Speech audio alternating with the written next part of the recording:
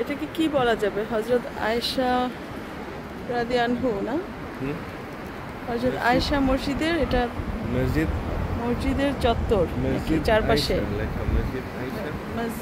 মসজিদ আয়েশা। এটা কি ওনার মসজিদের মানে চারপাশ?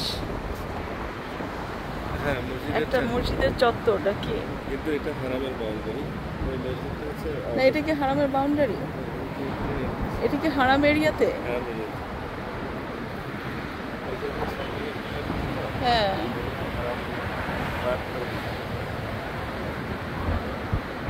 হাজার হাজার কবুতর, মানে এখানে যে হারাম বাউন্ডারি, আর মসজিদটা হচ্ছে হারাম বাউন্ডারির বাইরে। হারাম বাউন্ডারি এখান থেকে শুরু,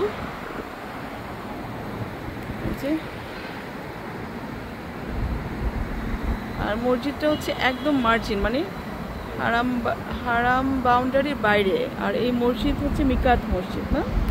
আমরা এখানে তোমার ইয়ে করি, এহরাম করি, এহরামে নিয়ত করি, তাই না? হ্যাঁ, মিকাত মানে আউটসাইড বাউন্ডারি অফ হারাম না, কিন্তু আমরা এহরাম পড়ি।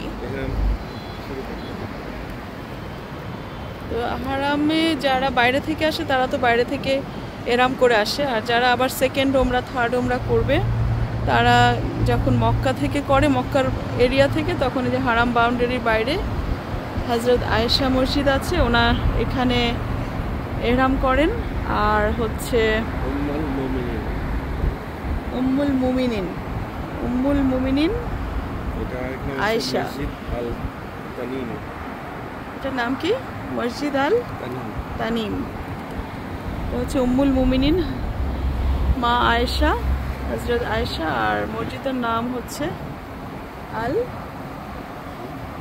মসজিদের নাম বলেছি,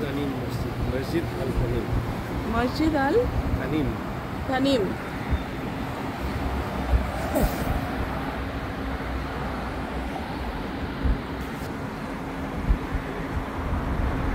সুন্দর সুন্দর অনেকগুলো খেজুর গাছ এখানে। খেজুর গাছের ছায়ায় হাজিরা বসে শুয়ে রেস্ট করে।